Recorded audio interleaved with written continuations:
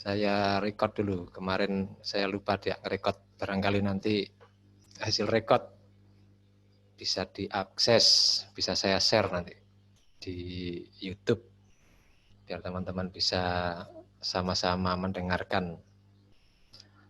Kita mulai ya. Bismillahirrahmanirrahim. Assalamualaikum warahmatullahi wabarakatuh. Waalaikumsalam. Selamat Salam. kembali. Selamat pagi, salam sejahtera. Selamat bertemu kembali dengan Pak Yahya dengan mata kuliah pemasaran. Kalau nama resmi di akademik di kurikulum namanya pemasaran. Tapi bisa juga boleh dong kalau kita sesuaikan dengan nama kekinian. Sehingga di Zoom ini saya beri nama pemasaran digital. Kayaknya lebih kekinian lah nama pemasaran digital daripada pemasaran. Ini kali pertama kita bertemu. Mari saya mengajak semua yang sudah hadir di kelas ini, mahasiswa konsentrasi marketing, untuk mengawali perkuliahan pagi hari ini dengan sama-sama berdoa kepada Allah, kepada Tuhan, agar perkuliahan kita selama 1 semester ke depan ada manfaatnya, ada tambahan ilmu, tambahan bekal pengetahuan bagi mahasiswa semuanya untuk menguatkan pengetahuan tentang bidang pemasaran yang sudah Anda pilih gitu ya. Yang non-muslim barangkali ada, silakan berdoa sesuai dengan keyakinannya. Kalau yang muslim, mari kita sama-sama memulai perkuliahan ini dengan doa Bismillahirrahmanirrahim. Raditu billahi robba wa bil islami dina wa bi Muhammadin nabiyya wa rasulah. Rabbi zidni ilma warzuqni fahma waj'alni minas sholihin. Rabbi shrahli sadri wa yassirli amri wahlul 'uqdatam min lisani yafqahu qawli. Al-Fatihah. A'udzubillahi minasyaitonir rajim. Bismillahirrahmanirrahim. Alhamdulillahirabbil alamin arrahmanir rahim maliki yaumiddin. Iyyaka na'budu wa iyyaka nasta'in ihdinas siratal mustaqim siratal ladzina an'amta 'alaihim ghairil maghdubi 'alaihim waladdallin. Terima kasih. Saya panggil rekan-rekan sajalah biar lebih dekat begitu ya. Karena saya lebih suka menjadi pengarah lah gitu ya, bukan guru. Nah, kalau guru nggak selesai ini pembahasan kita.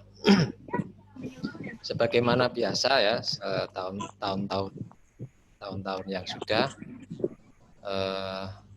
saya sendirian mengampu mata kuliah pemasaran digital ini. Saat ini saya sebenarnya sudah dari tahun kemarin saya membuat bahan ajar biar mempermudah pemahaman rekan-rekan semua. Tapi karena kesibukan sehingga nggak selesai. Ini mulai sekarang saya kerjakan kembali, dibantu oleh Pak Darul. Nah, nanti kalau sudah selesai buku ajar yang saya susun, nanti saya share ke teman-teman. Meskipun nanti share-nya akan saya share per chapter ya, per bab lah gitu, untuk tahap awal ini. Meskipun itu hanya sekedar tulisan, rangkuman dari berbagai buku, barangkali bisa memudahkan teman-teman untuk memahami pemasaran digital ini. Saya punya 3 buku e-book, semuanya berbahasa Inggris.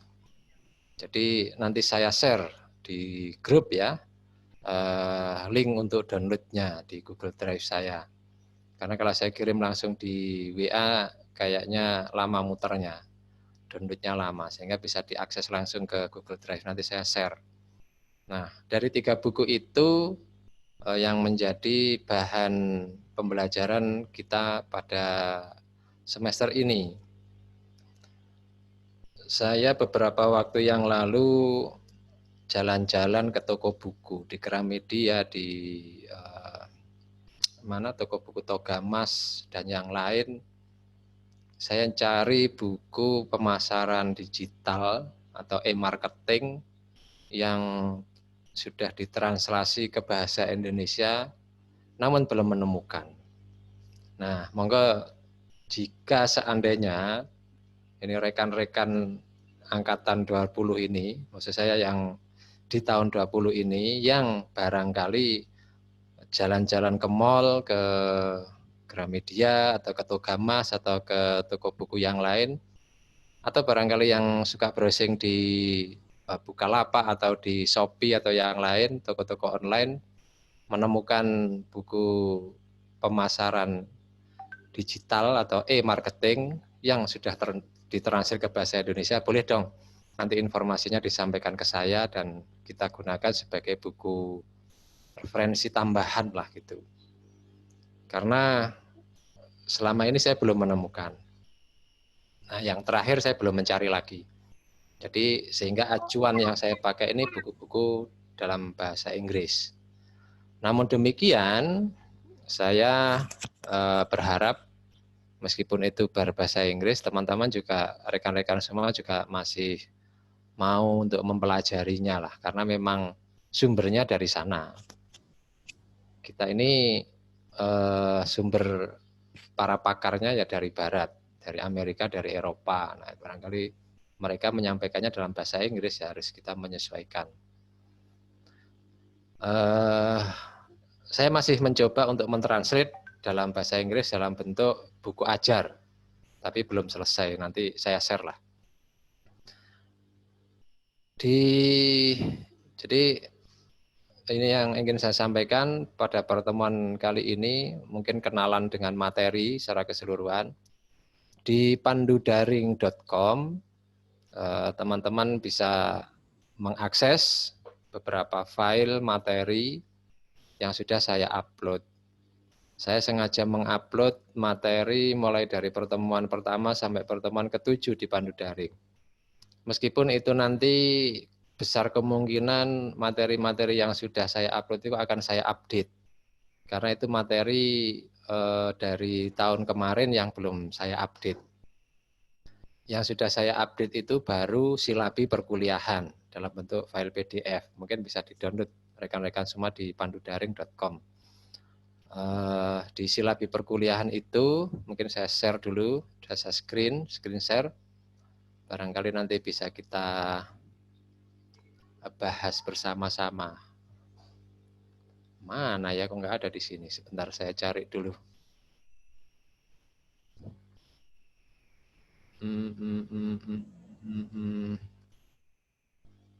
Apa belum dibuka ya? Ini dia. Sebentar, mohon menunggu.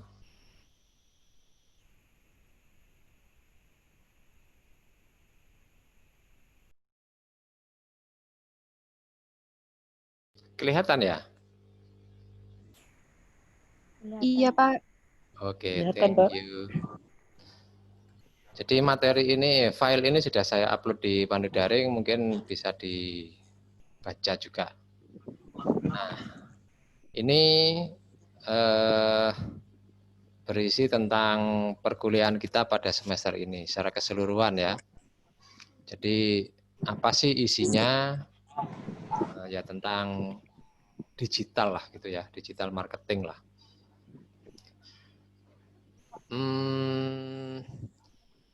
Metode pembelajarannya ya tentu karena ini kita harus kuliah secara daring, ya kita menyesuaikan sampai nanti ada petunjuk lebih lanjut dari pemerintah seandainya kita boleh tatap muka. Ya, kalau kita boleh tatap muka ya kita ketemu di kelas. Tapi selama itu belum boleh, ya kita ketemunya di LMS, Learning Management System pandudaring.com. Jadi LMS itu rekan-rekan semua ibaratnya kelas. Kalau secara fisik, secara luring, seharusnya Anda kan datang ke kampus, terus masuk ke kelas ya. Di situ sudah ada ruang kelas, ada tempat duduknya, ada whiteboard di depan, ada LCD proyektor dan sebagainya. Nah, ini karena harus daring, maka kelasnya itu disebut dengan LMS, Learning Management System. Nah, di LMS itu tempat kita ngumpul. Nah, tapi tatap mukanya kalau di kelas fisik ya, di kelas fisik media untuk pembelajarannya itu ya papan tulis, LCD proyektor, itu media pembelajarannya. Nah, kalau di LMS, maka media pembelajarannya ya pakai Zoom begini atau nanti pakai Google Meet. Ya kebetulan saja saya punya Zoom Premium, tapi nanti seandainya satu saat ada yang make gantian, karena ini makainya gantian, bentrok begitu ya, kita pakai Google Meet, atau mungkin beberapa materi sedang saya kreasi, mau saya bikin video, nanti saya upload di YouTube, teman-teman bisa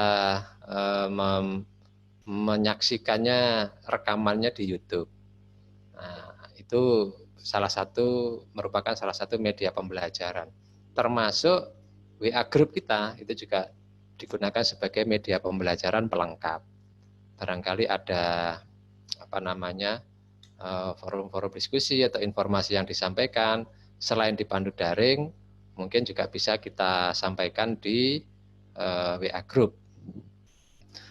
Nah, jadi itu yang di perkuliahan kita. Kemudian saya kepingin teman-teman semua rekan-rekan ini membuat karya akhir lah ya. Untuk apakah nanti ini dianggap sebagai pengganti UAS atau bagaimana, saya belum bisa memutuskan. Tapi ada output yang paling tidak output sederhana lah ya. Teman-teman bikin kajian lah gitu, praktis tentang desain situs web. Nah, lupa kok mengkritis. Jadi kita mengkritisi desain situs web suatu perusahaan. Bisa dikerjakan secara berkelompok 2 orang saja. Nah, nanti di pertemuan ke-10 dan seterusnya, barangkali begitu, nanti kita presentasikan. Ya, presentasinya melalui video Zoom begini, teman-teman presentasi. Nah, nanti kita dengarkan. Nah, kita presentasikan di pertemuan. Nah, nanti penilaian presentasi itu bisa menambah menjadi tugas utama di perkuliahan kita. Oke, itu apakah nanti kalau misalnya ternyata dari presentasi itu sudah cukup untuk digunakan sebagai penilaian, ya berarti kita tidak perlu UAS gitu.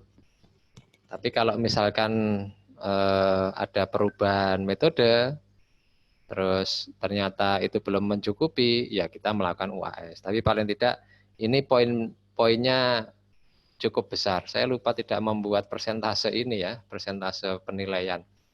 Paling tidak kita teman-teman, saya dalam perkuliahan itu selalu lebih menekankan kepada proses daripada hasil akhir ya.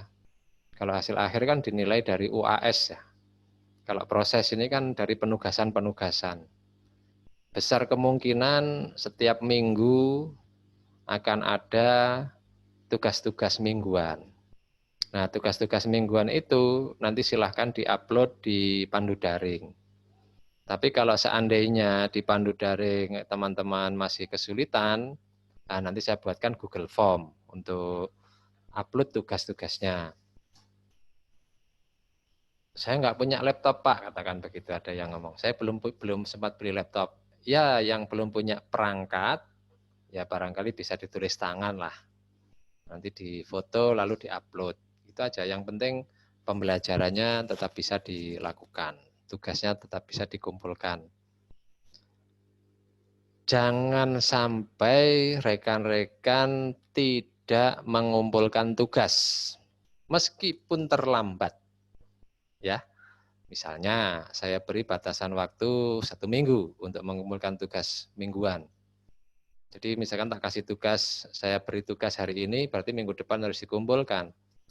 Tapi karena mungkin ada hal teknis yang kesulitan yang dihadapi setiap individu, pada hari yang ditentukan ternyata belum bisa upload, belum bisa selesai gitu. Maka masih saya terima untuk pengumpulan tugasnya pada minggu-minggu berikutnya. Tapi ya konsekuensinya saya beri diskon. Kalau misalkan Fikri mengumpulkan tugas pada hari Kamis pada hari Kamis misalkan. Nilainya saya kasih nilai 90. Lalu Wiwin mengumpulkan pada hari Jumat. Kualitasnya sama punya Fikri, harusnya nilainya 90. Lah, yang Fikri tadi 90 karena tepat waktu, yang Wiwin ya saya diskon. Ya diskon 5 poin barangkali begitu. Semakin lama ya semakin besar diskonnya. Tapi jangan sampai tidak mengumpulkan tugas. Kalau sudah tidak mengumpulkan tugas, maka nilai tugasnya menjadi 0. Nah kalau 0, maka menjadi pembagi tugas-tugas yang lain. Dampaknya adalah nilainya jelek.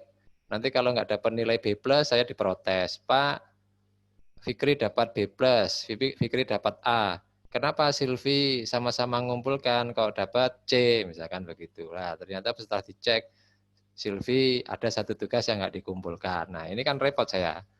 Nah, kalau Wiwin tadi misalkan terlambat, masih bisa ngatasi itu, dapat nilai B+ gitu misalnya. Karena ada nilainya di tugasnya meskipun terlambat. Saya yakin kok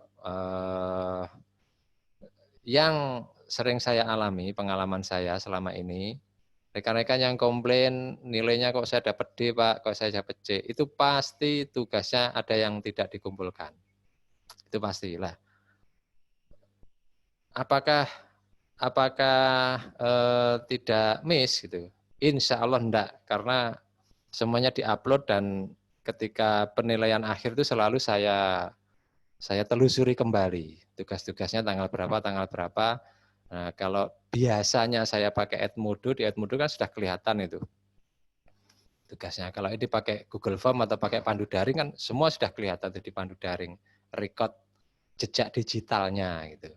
Sudah ketahuan di sana. Nah, jadi jangan sampai rekan-rekan tidak mengumpulkan tugas. Itu pesan saya. Kenapa? Karena saya semua pasti kepingin nanti nilainya itu dapat A semua. Gitu. Nah, yang mengkreasi nilai itu ya rekan-rekan semua. Saya hanya sekedar menilai. Saya sekedar mereview. Hasil review itu kemudian keluar angka. Angka itu kemudian muncul menjadi nilai. Nah, kalau tidak ada yang saya review, udah terus dari mana saya bisa memberikan angka kan gitu. Jadi itu teman-teman supaya difahami. Meskipun terlambat silahkan tetap mengumpulkan tugasnya. Ada 4 buku sebenarnya menjadi acuan. 5 ya Kalau yang akan saya share ke teman-teman itu adalah khusus terkait dengan pemasaran digital. Misalkan ada Safi and Smith.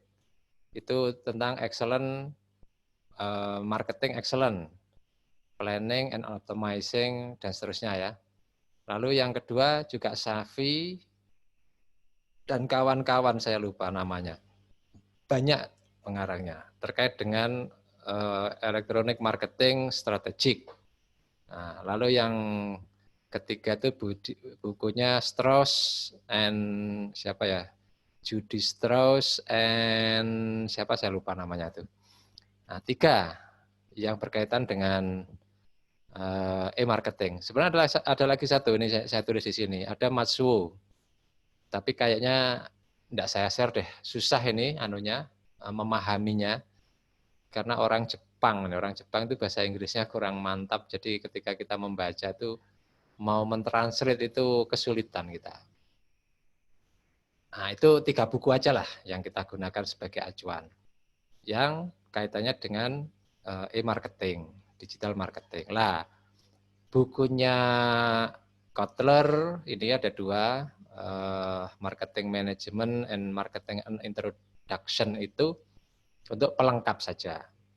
Karena kita belajar pemasaran. Pakar pemasaran itu Philip Kotler, Armstrong, sama Kevin Lynn Keller. Nah, ini pakarnya. Sehingga muncul istilah-istilah penyesuaian baru pada marketing digital. Punyanya Safi itu yang paling populer. Itu ya acuannya dari para pakar sebelumnya gitu. Kalau Kotler itu sejak tahun 60-an itu sudah punya tulisan dia. Jadi sudah tua banget itu Pak Kotler itu, sudah Mbah Buyut itu sudah itu. Kakek Buyut itu sudah itu.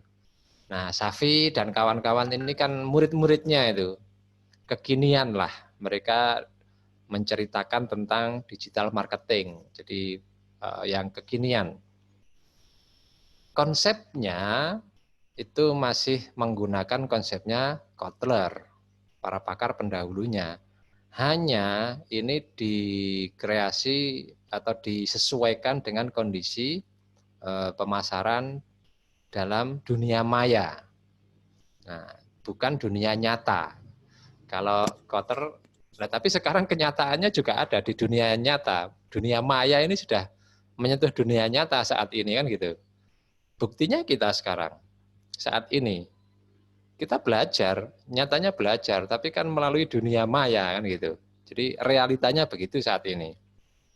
Itu yang dikembangkan oleh Safi dan grupnya, grup kekinian lah, anak-anak milenial ini, Safi ini. Ini rencana, jadwal dan topik. Ini rencana materinya itu seperti ini. Moga-moga tidak ada tanggal merah ketika saya mengkreasi tanggal-tanggal ini, hanya melihat saja ngelirik-ngelirik tanggalan.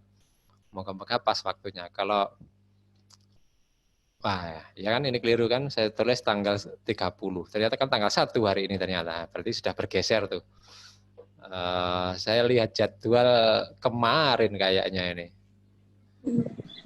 Bukan hari Kamis ya. Saya salah ini. Jadi bergeser sehari-sehari lah. Ini beberapa materi. Hari ini kita barangkali bisa diskusi tentang pengenalan lah ke e-marketing itu apa. Lalu besok minggu depan itu berkaitan dengan Sostak. Ini analisis. Jadi begini, kita ini di e-marketing ini akan bicara tentang strategi pemasaran digital. Strategi pemasaran secara online gitu. Jadi strategi pemasarannya. Kalau Anda bicara strategi pemasaran saja, berarti itu strategi pemasaran non-digital. Di dunia fisik lah begitu. Nah, meskipun sekarang di dunia fisik pun harus ada dunia digitalnya kan gitu. Ini kondisi saat ini. Nggak bisa dipisahkan. Ibaratnya begini, kita hidup di alam nyata, tapi sebenarnya di alam nyata ini juga alam gaib kan gitu ya. Yang percaya dengan hal-hal yang bersifat tahayul. Nah, di masyarakat kita kan, di Indonesia kan itu kan ya, masih mempercaya itu. Jadi apalagi yang Muslim lah kan sudah dijelaskan. Iman itu kan percaya dengan hal-hal yang gaib juga, karena Tuhan itu gaib, nggak kelihatan. Sehingga keimanan kita kalau orang yang hanya percaya apa yang dilihat, keimanannya ya apa yang dilihat, padahal ada yang gaib itu ya Tuhan. Itu kira-kira lah gitu. Meskipun nggak sama lah, itu sederhana aja. Ilustrasi sederhana aja. Jadi dalam kenyataan kita sehari-hari itu dalam strategi pemasaran, ada pemasaran yang fisik lah gitu, ada yang pemasaran yang non fisik di dunia maya, dunia online ini. Nah, karena kita fokus di pembahasan kita adalah strategi pemasaran dunia online, maka pembahasannya pun disesuaikan dengan strategi pemasaran yang yang secara fisik. Jadi yang secara non online itu, yang luring gitu ya. Makanya di situ di awal ada SOSTEC analysis, karena kalau kita mau merancang sebuah strategi itu pasti diawali dari analisis lingkungan. Nah, SOSTEC analisis ini adalah analisis lingkungan. Kalau di bukunya Kotler, silakan nanti rekan-rekan dibuka-buka bukunya Kotler ya. Ini sambil lalu barangkali bisa disiapkan alat tulis lah gitu, barangkali dibutuhkan biar nggak ngelamun sambil coret-coret begitu. Siapa tahu ada yang pandai coret-coret, lalu di bukunya dicoret-coret digambar fotonya Pak Yahya yang lagi pakai kopiah. Boleh juga. Nah, biar nggak ngantuk aja. Jadi kalau kita bicara strategik itu pasti diawali dengan analisis lingkungan. Rekan-rekan semua kan sudah belajar manajemen strategi kan? Pasti diawali dari analisis lingkungan. Sehingga dilanjutkan dengan analisis SWOT kan gitu lah. Itu hasil analisis lingkungan itu analisis SWOT itu. Setelah SWOT baru diketemukan kita ini perusahaan itu mau melakukan apa strateginya. Apakah kita berada pada posisi yang banyak tantangannya, tapi kita lemah, gitu ya. Sudah banyak tantangan di luar, kita sendiri lemah. Gitu. Apakah itu kemudian perusahaan harus berhenti? Ya enggak, itu ada strateginya. Strategi bagaimana yang perlu diterapkan dalam posisi perusahaan banyak kelemahan, di luar sana banyak tantangan. Nah, itu ada strateginya juga. Nah, itu kalau di dunia marketing yang non online, yang luring katakan ya, luar jaringan. Nah, kalau pemasaran secara daring, pemasaran digital, analisis lingkungannya adalah kalau Safi itu merumuskan disebut dengan SOSTAK gitu. Nanti apa? Nah, kita pelajari besok. Nah, biasa kan kalau di marketing itu tahapannya analisis lingkungan itu kan ada setelah analisis lingkungan. Kotler merumuskan analisis lingkungan itu kalau di marketing kan ada dua. Ada disebut lingkungan makro, disebut lingkungan mikro kan gitu ya. Ini saya sekedar mereview saja. Nah, dua lingkungan ini kemudian ditindaklanjuti digunakan sebagai dasar untuk merumuskan STP dan marketing mix gitu ya. Apa itu STP? Segmenting, S-nya yang pertama, T-nya targeting, lalu P-nya adalah positioning. Nah, jadi segmenting, targeting, positioning tadi berdasarkan hasil analisis lingkungan mikro dan makro. Kan gitu. Nah, kalau sudah ketemu positioningnya, maka baru ditindaklanjuti dengan marketing mix-nya, kan gitu. Produknya harus diapakan, harganya harus digimanakan, promosinya harus bagaimana, lalu distribusinya melalui apa, kan gitu toh. Itu marketing mix. Nah, jadi di analis di pemasaran digital ini pun sama. Diawali dengan SOSTAK, nanti ketemu segmennya siapa, targetnya bagaimana, posisi perusahaan di dunia maya itu bagaimana, baru kemudian menentukan remix. Kenapa kok disebut remix?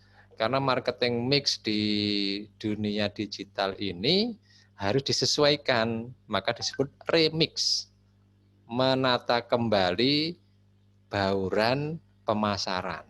Disebut dengan remix katanya si Cafi ini. Disebut dengan remix. Jadi menata ulang bauran pemasaran.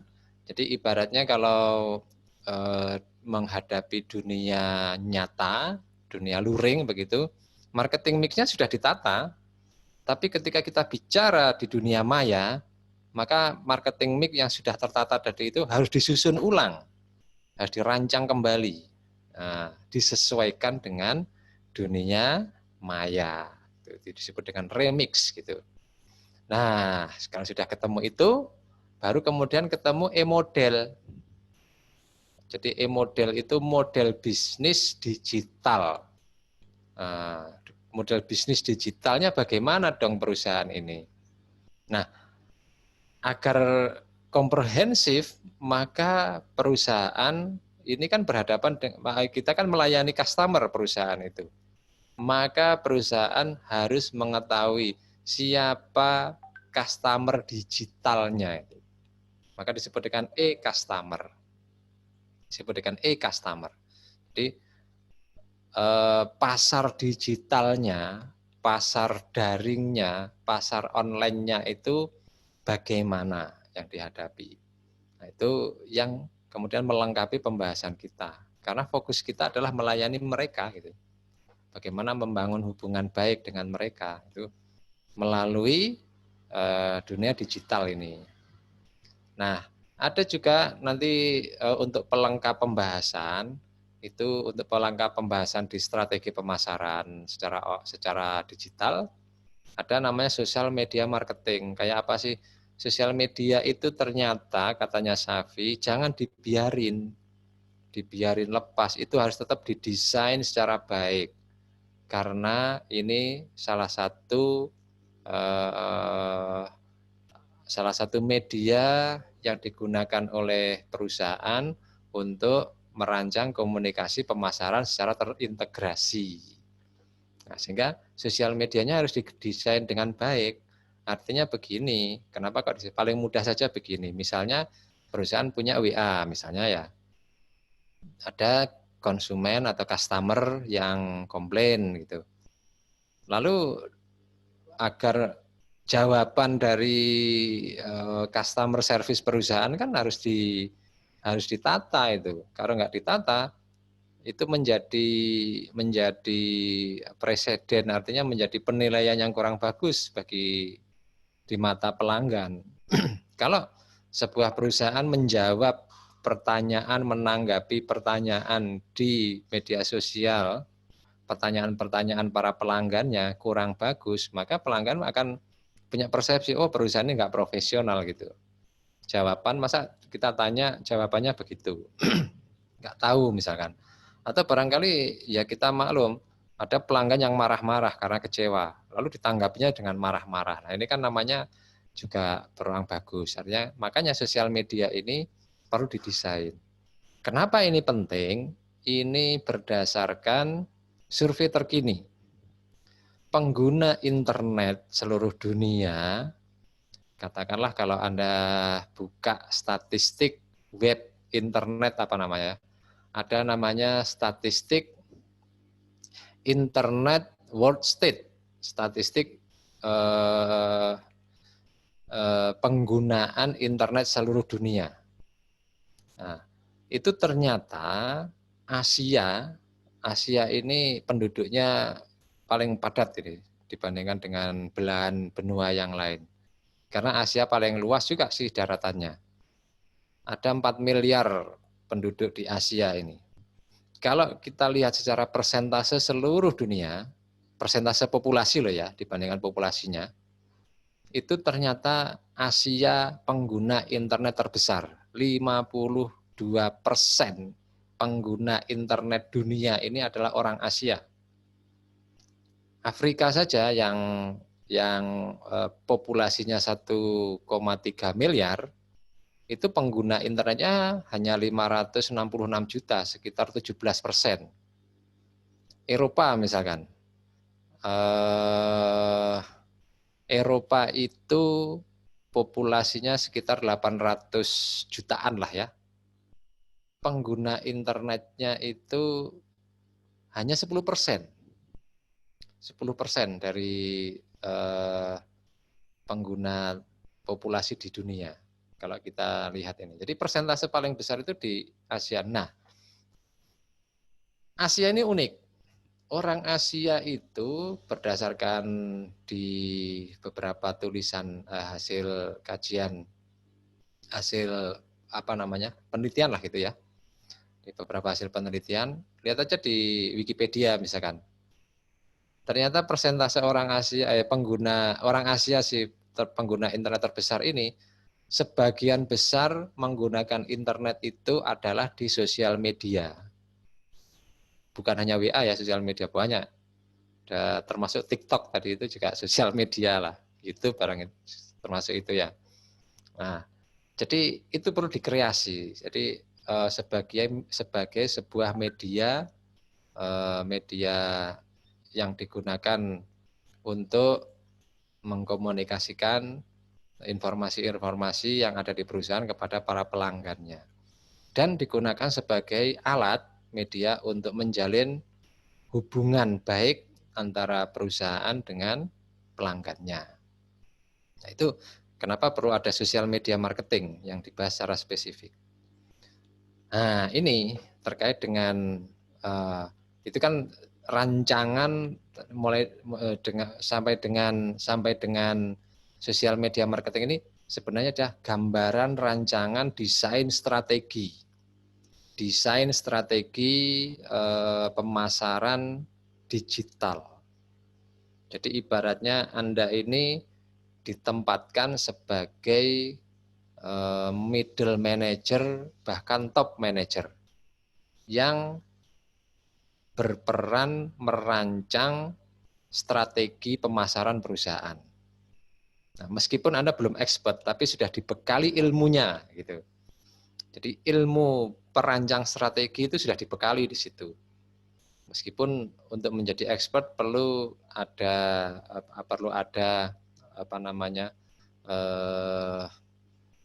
pengalaman lah gitu. Perlu ada pengalaman. Nah, itu di tataran strategik. Anda di tataran manajer, middle manager, top manager, merancang strategi perusahaan, merancang strategi pemasaran secara online. Itu lebih spesifik ya. Oke. Nah, di pertemuan ke-7 dan selanjutnya Anda juga dibekali dengan pengetahuan teknis. Meskipun pengetahuan teknis, bukan skill ya. Bukan skill teknis, bukan keterampilan, tapi pengetahuan teknis. Saya belum berani mewajibkan Anda terampil secara teknis terkait dengan bagaimana merancang sebuah desain web, bagaimana merancang sebuah sistem informasi. Lah, nanti Anda harus belajar tersendiri lah maksud saya, di teknik informatika itu. Tapi saya yakin, anak-anak sekarang ini, anak-anak milenial ini, bukan anak-anak milenial ya Anda nih. Kalau menurut saya Anda ini generasi Z itu sudah itu. Bukan milenial, bukan generasi Y, tapi sudah termasuk generasi Z itu. Nah, itu lebih apa istilahnya? Lebih melek teknologi dibandingkan dengan orang-orang seusia saya yang baby boomers ini. Bahkan mungkin orang-orang milenial.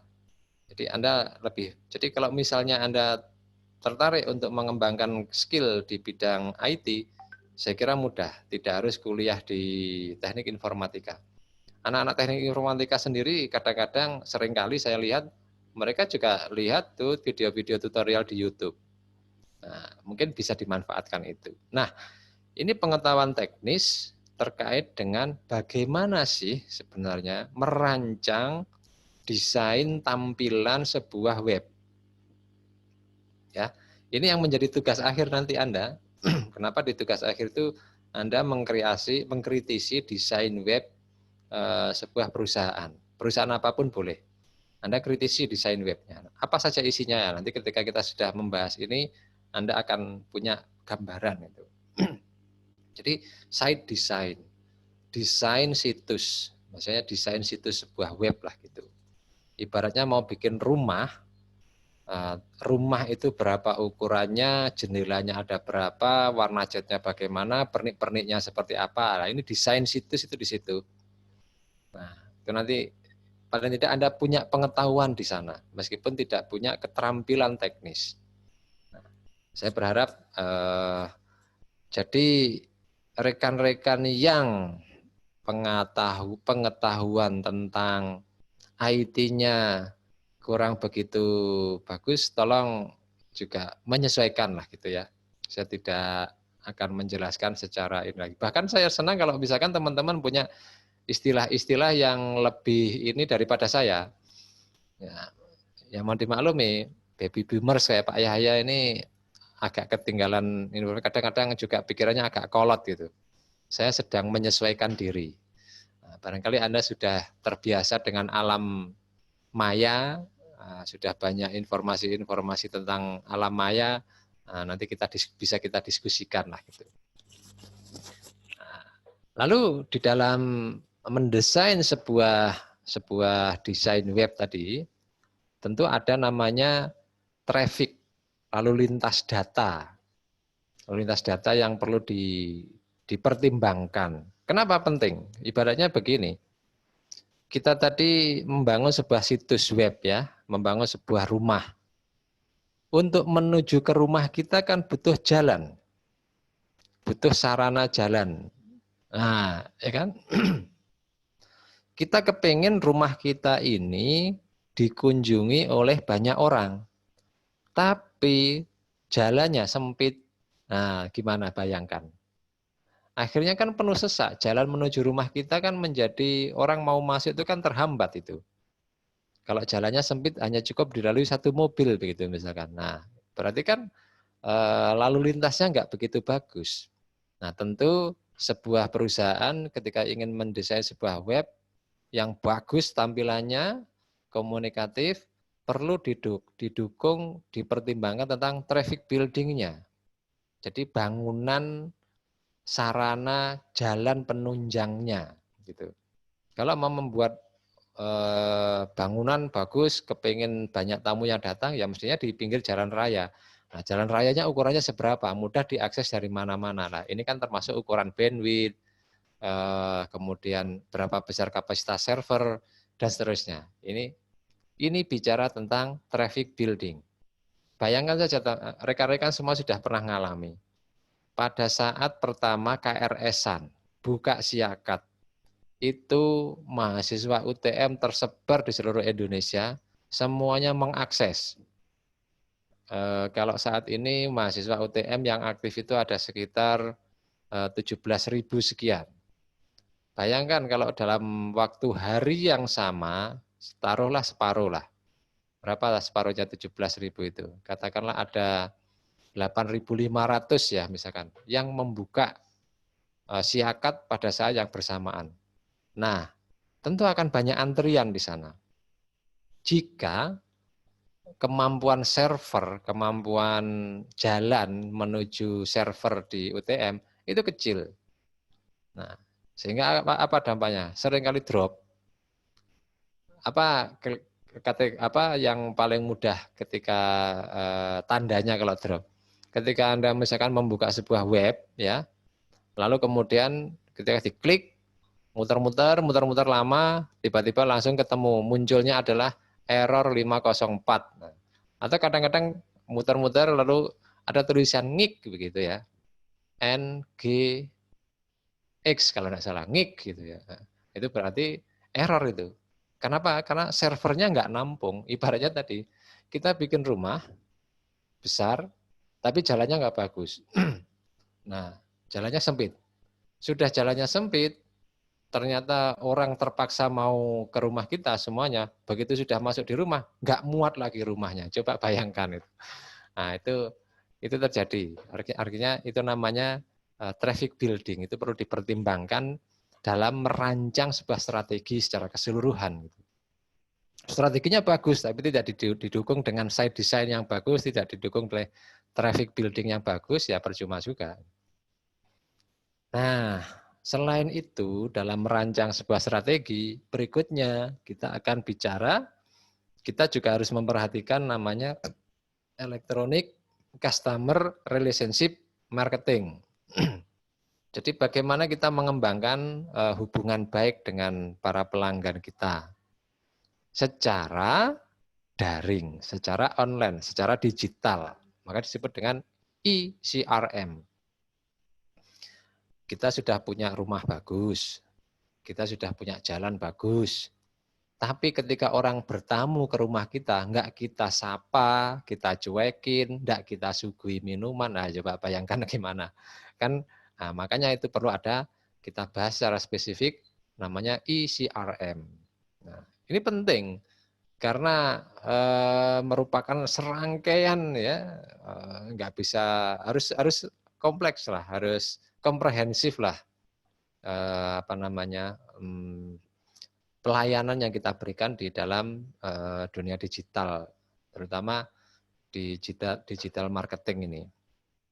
Nah, berikutnya, kalau begitu, nah ini perlu kita diberi pemahaman juga. Kita tadi sudah merancang sebuah strategi, menentukan rumah bagus, katakan begitu, jalan raya bagus. Ketika orang datang ke rumah kita, sudah kita layani dengan baik.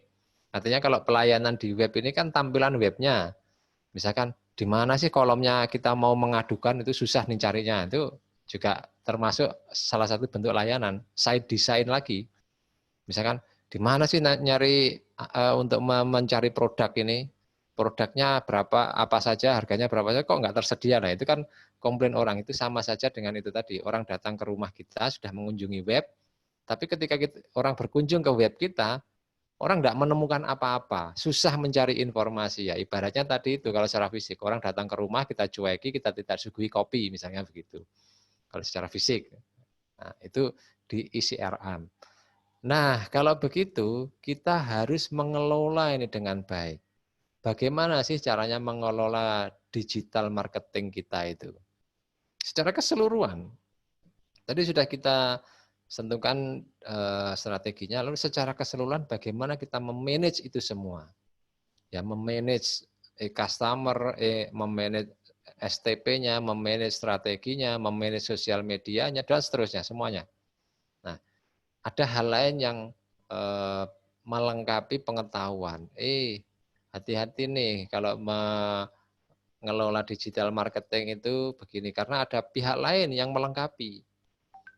Misalnya, kalau kita, misalkan Anda transaksi ya di online begitu, lalu ketika mau sudah tawar-menawar, transaksi terjadi, deal, ketika mau bayar kesulitan ternyata. Nah ini kan pengelolaan secara keseluruhan, ada pihak-pihak lain yang terlibat sebenarnya di dalam proses pemasaran perusahaan secara keseluruhan. Jadi pakai apa? Apakah pakai e-money, apakah pakai bank, atau harus pakai kartu kredit misalnya begitu. Nah, ini kan menjadi secara keseluruhan yang harus kita pertimbangkan. Itu namanya, makanya kita disadarkan dengan bagaimana memanage digital marketing secara keseluruhan, karena kita terkait dengan pihak-pihak lain. Nah, pihak-pihak lain ini kan perlu kita bahas lah. Ini lingkungan mikro dan lingkungan makro di sana. Akhirnya apa? Barangkali dengan memahami itu semua, kita bisa menentukan perencanaan pemasaran secara digital, atau disebut dengan e-planning ini. Bagaimana sebenarnya merancang e-planning ini? Nah, ini kalau sudah ini semua, insya Allah pengetahuan Anda tentang e-marketing ini lebih komprehensif lah gitu, dalam penguasaan materinya. Nah, sehingga ini yang sengaja saya kosongkan pertemuan 13 pada pertemuan 13, 14, 15 itu 3 kali pertemuan, saya kira cukup lah untuk presentasi. Ya presentasinya jangan lama-lama lah, mungkin maksimal 10 menit atau 15, ditambah dengan 5 menit untuk tanya jawab. Ya nanti kalau waktunya nggak cukup di hari ini kan, kalau online kan bisa kita lakukan presentasi malam-malam juga kan gitu. Sambil makan bakso atau sambil nyeruput kopi gitu kan, boleh juga sih. Ini pun Anda kuliah secara online begini, boleh juga sambil seruput kopi di sampingnya gitu. Kalau yang matikan video barangkali bolehlah sambil merokok bagi yang suka merokok. Nah, saya kelihatan di layar kaca aja lah. Kelihatannya begitu. Nah, ini ya, ini beberapa hal terkait dengan materi. Ini, wah ini sudah ada ternyata. Makalah nilainya 25%, presentasi Lalu nanti setiap saya tugaskan nanti kita bagilah. Kita bagi. Ada kelompok yang presentasi, ada kelompok lain yang menjadi pembahas. Nah, kemampuan membahas, jadi keseriusan Anda membahas apa yang disampaikan oleh kelompok lain itu menjadi poin penilaian juga. Nah, nanti kalau ini menjadi penggantinya UAS, ya tinggal nambahkan di situ. Saya lupa masukkan tugas mingguan ya, tapi tugas mingguan tidak setiap minggu deh. Saya sebut mingguan, tapi nggak setiap minggu. Nanti seininya aja lah. Seperlunya saja kalau perlu pemahaman lebih mendetail. Oke, saya kira itu. Kalau bisa, paling tidak 2 minggu lagi, rekan-rekan sudah bisa mencari, menentukan web mana yang akan dievaluasi, yang akan di review, biar nggak bentrokan. Artinya misalkan kelompoknya Wiwin mau membahas webnya Lion Air misalkan. Lah ternyata kelompoknya Bahtiar juga sama. Nah kalau begitu harus ada yang diganti salah satu dong. Makanya di awal cari web sudah ngawur saja. Tapi tolong perusahaan ya, perusahaan besar lah gitu. Biar kita mudah untuk mengkritisinya dan mencari informasinya. Meskipun sekarang belum tahu apa sih yang mau dikritisi gitu kan. Nanti dalam pertemuan berikutnya baru kita paham. Tapi mulai sekarang tolong iseng-iseng cari di Google web-web desain web perusahaan-perusahaan besar di seluruh dunia, tidak hanya di Indonesia. Ya kalau Anda menemukan yang Indonesia bagus juga, karena banyak produk atau layanan yang disediakan yang asli orang Indonesia yang juga punya tampilan web. Nah, silahkan, tidak masalah, perusahaan apapun lah. Nah, silahkan dimulai sekarang, mulai nanti cari alamat webnya. Boleh yang berbasis produk, artinya dia menghasilkan, menciptakan, mengkreasi sebuah produk itu yang kelihatan kan, atau mengkreasi sebuah jasa, layanan apapun, asal jangan layanan yang dilarang oleh pemerintah dan produknya bukan produk yang dilarang oleh pemerintah. Saya kira sudah paham itu. Tidak ada itu desain webnya itu, pasti sembunyi-sembunyi kalau yang terlarang itu. Yang sudah termasyhur lah artinya produknya. Anda juga bisa melihat misalkan nanti di buku-bukunya Safi, kalau dia menceritakan tentang alamat web tertentu, handbag.com misalkan, kan tidak kenal di Indonesia, tidak apa-apa, itu bisa digunakan sebagai untuk nge-review apa sih yang ada di desain tampilan di web itu. Karena nanti sebenarnya analisis ini hanya analisis yang saya sebut sebagai company digital presence. Jadi tampilan digital sebuah perusahaan di dalam web mereka. Nah, itu yang kita kritisi. Apa saja kritisannya lah, nanti kita lihatlah di materi yang akan kita bahas. Tapi paling tidak Anda sudah menyiapkan sekarang, biar tidak ada tumpang tindih. Bikin kelompok 2 orang. Silahkan yang sudah familiar. Saya tidak menentukan. Barangkali biasanya pasangannya sama si siapa itu ya sudah pakai itu dengan dia, asalkan masih mau boleh dia. Nah, sekarang sudah mulai di angan-angan siapa ya kelompok saya ya, mungkin bisa jabri-jabrian mulai sekarang. Ayo kelompokan sama saya 2 orang, jangan lebih. Sendirian enggak boleh. Saya enggak mau Pak, saya bisa sendirian, enggak boleh. Harus 2 orang. Nah, tidak boleh ditawar lagi ini, harus 2 orang. Nah, ya, jadi harus 2 orang. Dan segera cari tampilan webnya siapa yang terserah. Apa mau dikoordinir oleh Komting atau bagaimana, silahkan. Atau di-upload di grup WA kita di kelas itu boleh juga silahkan. Oh ya, ngomong-ngomong tentang grup WA, meskipun di grup WA itu saya tidak membatasi ini ya. Ada juga beberapa rekan dosen yang barangkali teman-teman juga ikut di membentuk grup-grup mata kuliah ya. Karena itu pendukung perkuliahan kita. Ada dosen yang barangkali hanya beliau sendiri yang boleh berkomentar, artinya menyampaikan pengumuman, menyampaikan informasi, sehingga mahasiswa peserta kelas itu tidak bisa berkomentar. Saya tidak begitu. Silahkan tetap ada komentar-komentar, meskipun guyon-guyon, sekedar untuk menghangatkan suasana bolehlah, asal jangan saling caci maki ya di situ ya. Guyon bolehlah gitu. Tapi yang penting masih berkonten dengan perkuliahan kita, boleh silahkan. Barangkali nanti ada yang menemukan artikel menarik begitu, boleh di-share di grup kita biar kita sama-sama membaca begitu. Nanti kalau Pak Yahya juga menemukan artikel menarik yang barangkali teman-teman bisa digunakan sebagai tambahan pengetahuan, boleh juga nanti kita tampilkan di sana, kita share di situ. Jadi itu. Ini paling enggak anunya lah, format tugasnya kira-kira seperti ini. Saya suka kalau tugas itu wajib ada fotonya, biar kelihatan. Fotonya Fikri ini sekarang kayak apa ya? Apa masih pendek rambutnya, apa sudah gondrong? Misalkan begitu. Biar ini kelihatan. Biar saya mudah mengingat, maksud saya begitu loh. Ini ada 50 sekian ya di kelas. Kalau saya lihat di kelas pandu daring itu, kelas ini ada berapa ya, mana pandu daring ya? Mana kok nggak kelihatan? Sebentar, saya cek dulu ada berapa orang ya di sini ya. Kenapa kok masuk ke sini? Oh, sudah out.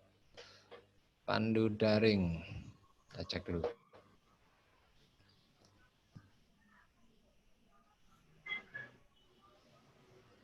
Ada 50 sekian kalau tidak salah tadi saya cek itu anggota kelas kita. Kan cukup banyak. Nah, tentu saya akan kesulitan itu untuk menghafalkan satu-satu. Maka biar mudah mengingatnya, maka saya gunakan kalau tugas-tugas begini harus dipasang fotonya, foto yang terbaru. Tapi jangan foto yang dalam kondisi ya, lagi bergaya ya, foto resmi lah gitu. Kalau enggak punya foto resmi ya foto aja sendiri sekarang yang kelihatan resmi kayak apa gitu. Ada berapa mahasiswa ini? 54, luar biasa ini, banyak ini. Ada 54 mahasiswa marketing ini. Jadi saya nanti harus membimbing 54 orang. Oke, itu gambaran materi secara keseluruhan lah, katakan begitu ya. Nah,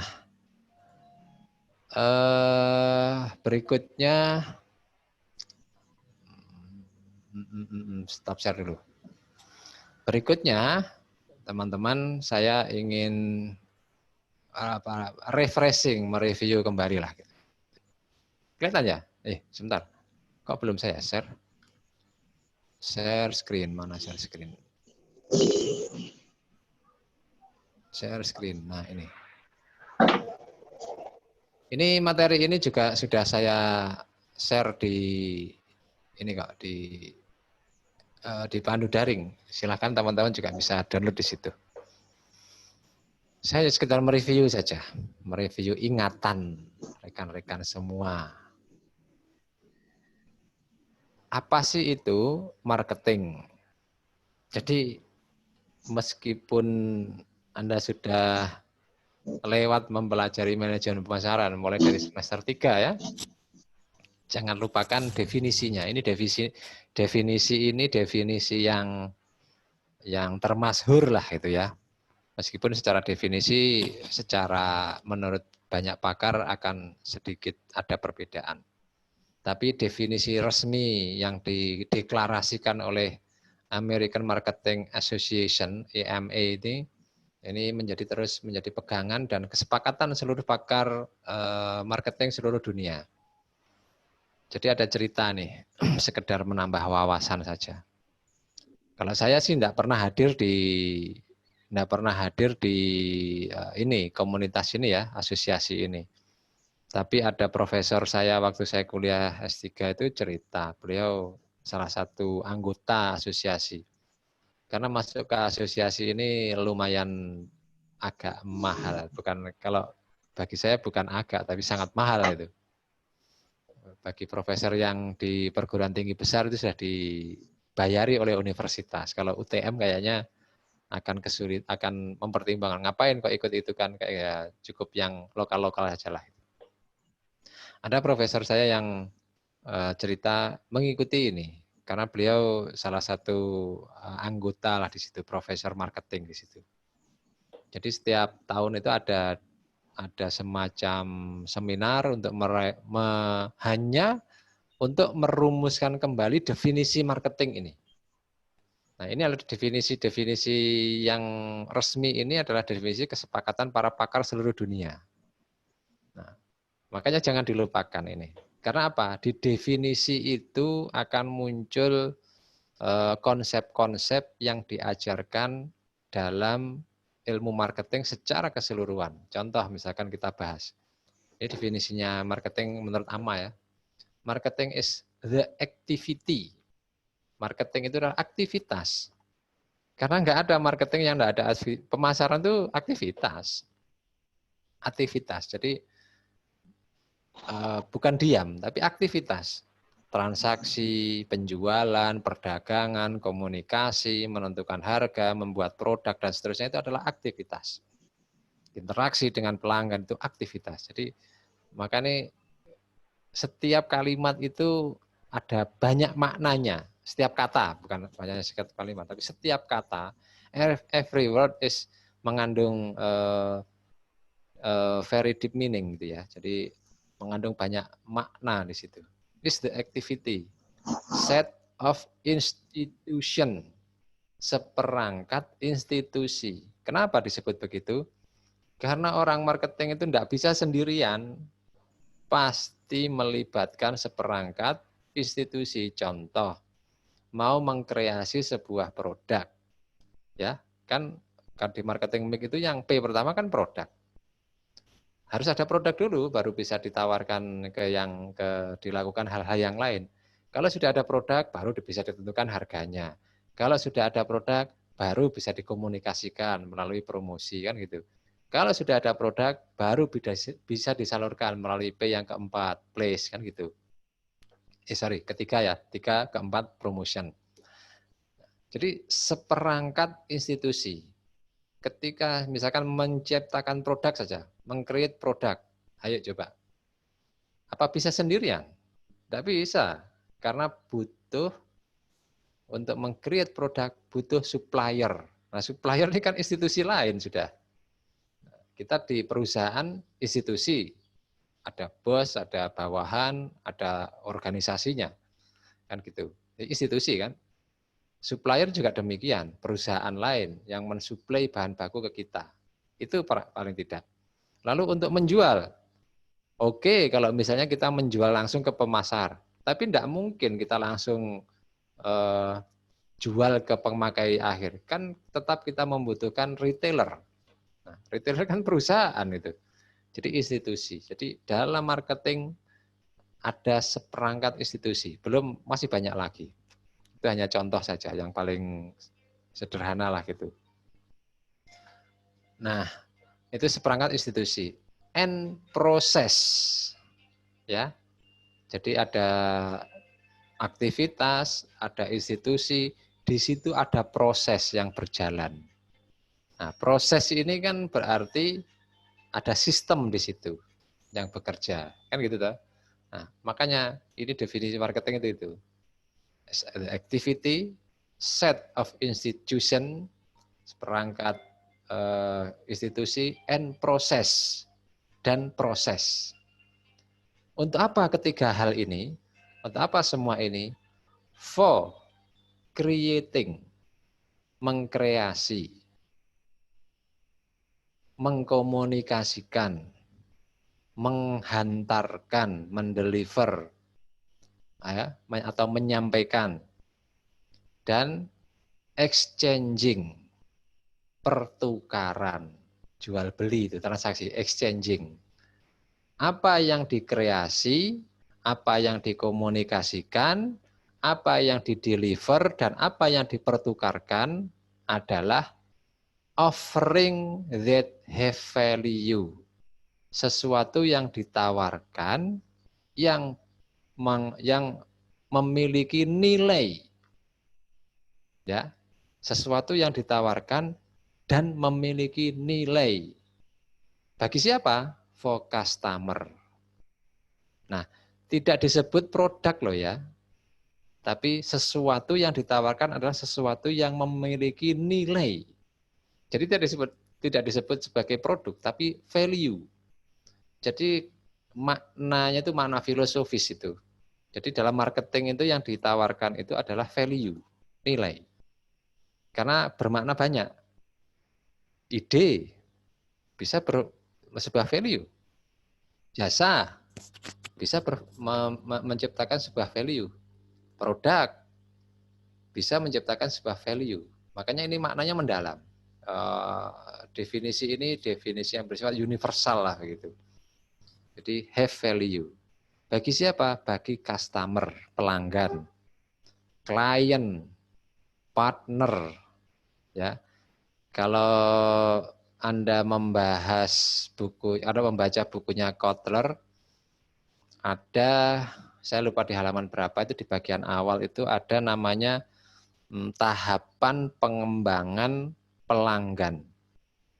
Nah, mulai dari prospek, suspek, first time customer, repeat customer, klien, partner, dan seterusnya. Nah, itu adalah tahapan. Sebenarnya ini di sini menggambarkan tahapan for customer, pelanggan.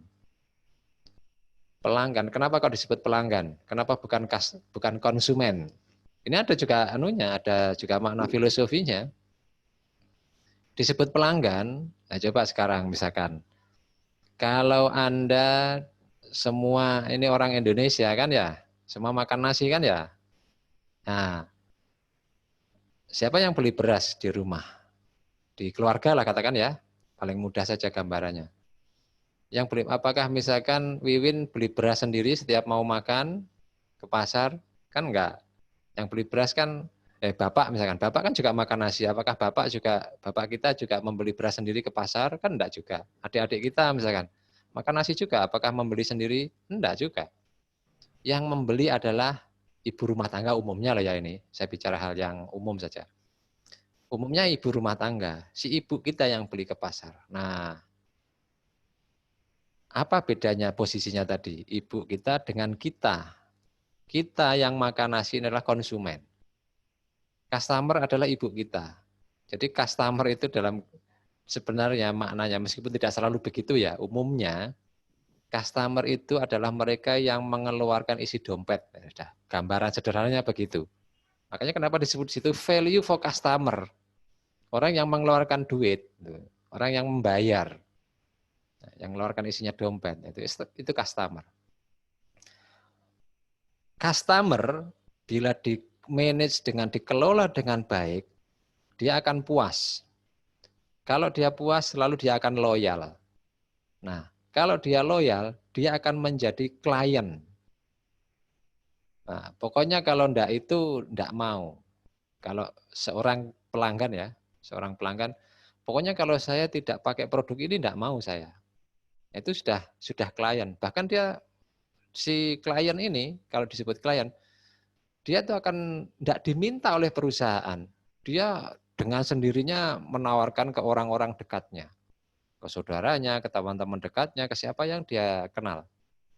Merekomendasikan produk atau sesuatu yang dia pakai tadi itu.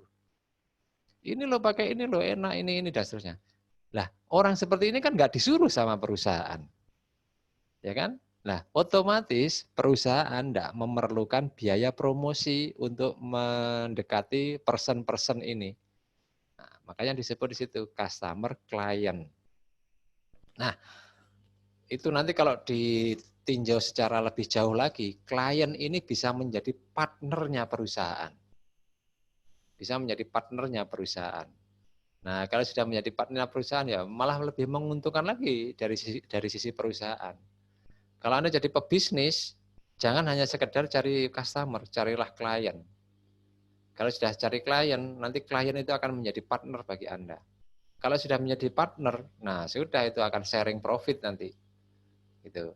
Nah, itu tahapan itu sebenarnya, menggambarkan tahapan. Maka definisi ini mengandung makna filosofi yang mendalam. Nah, karena Anda sudah semester 5 ya, sudah ke konsentrasi marketing, maka ini saya beri pemahaman ke situ. Biar lebih mendalami ilmunya gitu loh. And society at large. Selain customer, client, partner, juga masyarakat secara luas. Nah, jadi artinya activity, institution, proses for value, meng-create value tadi itu bagi siapa? Juga bagi masyarakat secara luas. Kenapa? Produk, katakan begitu ya, produk sajalah kita bicara, barang gitu ya. Katakan beras tadi. Dengan tercukupi sebuah kebutuhan akan beras, maka itu menunjukkan kesejahteraan masyarakat secara umum, kan begitu ya? Kalau satu masyarakat kebutuhannya tidak bisa dipenuhi, maka masyarakat itu termasuk masyarakat yang kurang sejahtera, kan gitu kan? Nah, kalau perusahaan, sebuah perusahaan bisa memenuhi kebutuhan masyarakat, maka perusahaan ini berperan juga bagi penciptaan value kesejahteraan masyarakat dalam arti luas. Nah, jadi marketing itu sebenarnya bukan hanya sekedar mencari keuntungan saja. Keuntungan itu hanya tujuan antara. Kenapa? Kalau itu fokusnya keuntungan, ya sudah, tahun ini untung, tahun depan belum tentu untung. Tapi kalau tahun ini mendapatkan value, belum tentu untung banyak. Tapi jangka panjang perusahaan akan punya keuntungan. Perusahaan akan bertahan lama, kan gitu. Itu namanya creating value. Makanya sebenarnya konsep value ini konsep yang dimunculkan oleh orang marketing sebenarnya. Dan kemudian diambil secara keseluruhan karena konsepnya bagus, diambil menjadi konsep yang general dalam kajian ilmu manajemen. Nah, sehingga dalam ilmu manajemen bisnis itu kinerja bisnis secara keseluruhan, bukan kinerja marketing ya, kinerja bisnis secara keseluruhan itu mempertimbangkan value tadi itu. Maka sebuah bisnis yang bagus manakala mereka bisa menciptakan nilai terbaik bagi pelanggan. Creating superior value. Creating customer superior value. Jadi meng-create nilai terbaik bagi pelanggan. Itu tujuan bisnis. Kinerja bisnis itu begitu. Bukan hanya sekedar mencari keuntungan. Keuntungan itu hanya salah satu indikator saja secara keseluruhan. Nah, ini teman-teman, rekan-rekan semua, ini adalah definisi marketing. Maka semua harus memahami di situ. Oke, sampai di sini dulu. Ada yang perlu ditanyakan? Silahkan. Ayo, siapa yang mau bertanya? Masa Pak Hayat ada yang ngobrol? Jangan-jangan, ya saya panggil ya. Saya panggil acak saja. Sinol, Enol. Masih memantau enggak nih Sinol? Masih Pak, masih Pak. Ada pertanyaan Sinol? Kalau Coba, ini coba dinyalakan anunya, kameranya. Saya kepingin lihat wajahnya yang ganteng. Masih ganteng apa jelek ini? benar Pak. Loh kan, ganteng kan? Tambah panjang kumisnya. Iya Pak, gara-gara corona ini Pak. Nah, posisi di mana ini? Di rumah Di sendiri? Surabaya, Pak. Di rumah. Di rumah sendiri, Pak. Oh, di rumah. Pakai wifi atau pakai paketan? Paketan, Pak. Oh, oke lah. Ada pertanyaan, Sinol? Kalau saya ke ini, Pak, mungkin lebih ke implementasinya mungkin, Pak. Ya, boleh. Karena saya itu sudah hampir 1 tahun, Pak, bangun bisnis di Surabaya itu. Isinya bukan bangun, tapi buat bisnis, buat usaha sama teman gitu. Ya. Penjualannya itu ke ini, Pak, ke media sosial gitu. Ke media sosial, cuman kadang-kadang saya juga agak ada kesulitan, Pak. Ada kesulitan dalam hal memetakan sebenarnya yang paling dibutuhkan oleh customer yang selama ini itu sudah pernah mengikuti media sosial itu tipikal produk yang seperti apa gitu, Pak. Yang itu memang benar-benar dibutuhkan seperti itu, Pak. Yang sesuai dengan bukan hanya produk, tapi itu produk yang benar-benar dibutuhkan gitu, Pak. Sehingga ketika saya itu memunculkan produk baru, akhirnya produk itu bisa diterima oleh customer yang sudah selama ini pernah membeli gitu, Pak. Nah, pertanyaannya, bagaimana saya itu bisa mengetahui sesuatu produk yang itu pasti ada value-nya, tapi itu benar-benar dibutuhkan oleh orang-orang yang mungkin butuhkan itu, Pak. Seperti itu, Ya. Pak. Saya appreciate itu kalau Sinol sudah mulai ini perlu seperti inilah, sharing informasinya dibutuhkan nih buat teman-teman juga yang belum berani memulai. Termasuk Pak Yahya. Saya juga belum berani untuk memulai sebuah bisnis ya, mungkin karena kesibukan lah. Kalau secara teori begini, saya jawab secara teori dulu ya. Baik, Pak. Baik. Karena saya inginnya teman-teman juga memahami, jangan-jangan yang saya pelajari itu nggak ada manfaatnya. Tidak. Teman-teman belum tahu saja sebenarnya manfaat apa yang sudah Anda pelajari. Contoh misalkan, Anda mempelajari ilmu ekonomi mikro, ilmu ekonomi makro. Buat apa sih sebenarnya kan gitu? Sebenarnya ini menopang pengetahuan bisnis, menopang pengetahuan kita ketika kita menjalani bisnis kayak Sinol tadi itu. Prinsipnya begini. Kenapa kok muncul kalau ini teori dasar ya. Kenapa muncul produsen? Karena setiap manusia itu punya need and want kan gitu ya. Setiap Ya, manusia Pak. punya kebutuhan dan keinginan. Keinginan. Nah, orang lapar, butuh makan. Lalu ingin makan apa? Pilihan kan? Ada rawon, nasi pecel, dan sebagainya. Kan sering saya sampaikan itu. Nah, itu keinginan. Nah, ketika mau merealisasikan, mau membeli, lihat isi dompetnya dulu kan. Wah, isi dompet saya tinggal 5.000, ya cukup nasi kucing lah gitu kan gitu. Nah, ketika sudah melihat isi dompet, itu namanya muncul demand, permintaan. Nah, lalu direalisasikan menjadilah pembelian kan gitu. Itu secara singkat, itu sudah Anda pelajari di pengantar bisnis. Iya, Pak. Di teori ilmu ekonomi itu sudah disampaikan konsep dasarnya. Nah, secara teori dasar itu kemudian melandasi dikembangkan dalam bisnis lah begitu, dan lebih spesifik di dalam marketing, maka kita harus memahami pelanggan kita kan gitu.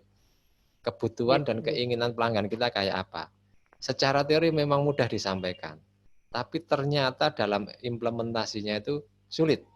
Iya, Pak, benar, Pak, benar. Nah, oleh karena itulah kenapa saat ini namanya perusahaan-perusahaan besar saat ini itu mereka fokus kepada pengembangan big data.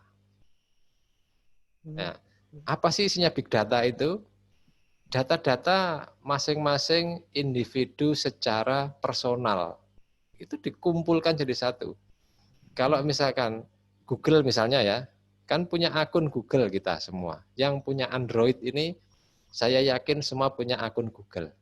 Nah, ini kan data-data pelanggan ini, data-data pengguna Google ini disimpan sama Google.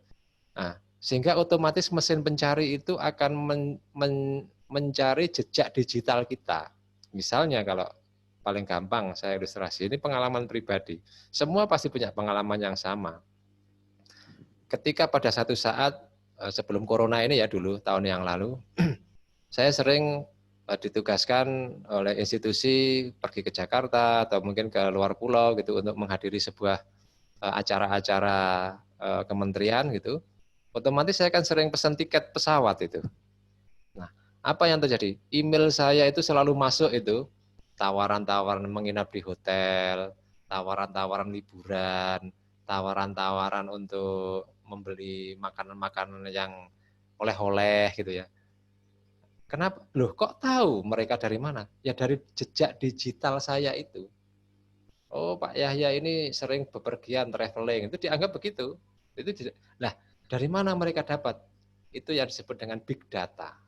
Nah, persoalannya startup kayak yang dimiliki oleh Sinol ini kan bangunan big datanya kan belum begitu mumpuni lah, katakan begitu ya, Sinol ya. Benar Pak, benar Pak, benar Pak.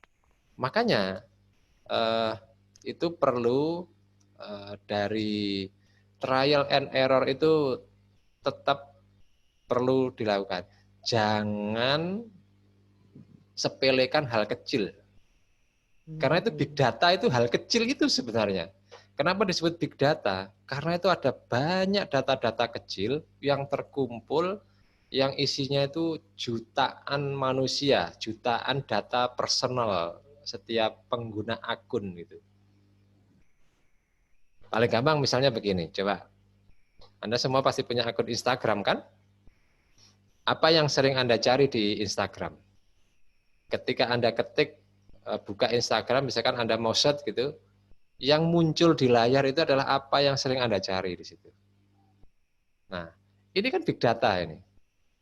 Jadi sudah disaring secara tersendiri oleh IG.